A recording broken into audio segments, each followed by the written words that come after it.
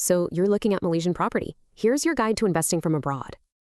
A pretty building is one thing, but for smart investors, it's the numbers that really have to work. So how do you get to the real numbers? Let's dive into the key questions you need to ask.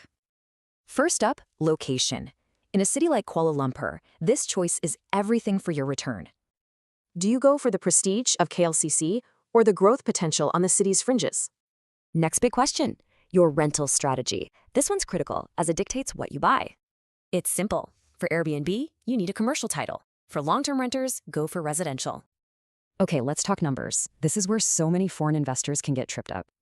The brochure will promise a big gross yield, but what you really care about is the net yield. And how do you find that net yield? By factoring in all these so-called hidden costs.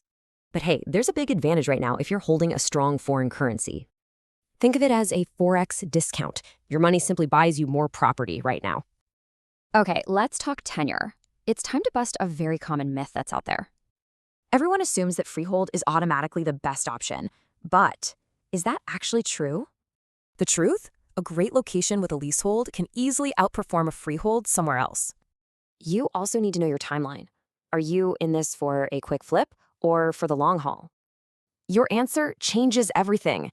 It decides if you're hunting for growth or for stable cash flow. All right, last part. Let's get into the nitty-gritty of actually buying as a foreigner.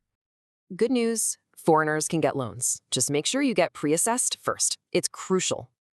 Remember, buying is just the beginning. You still have to manage it and plan your exit. So you have the roadmap, because smart investing is all about precision, not speculation.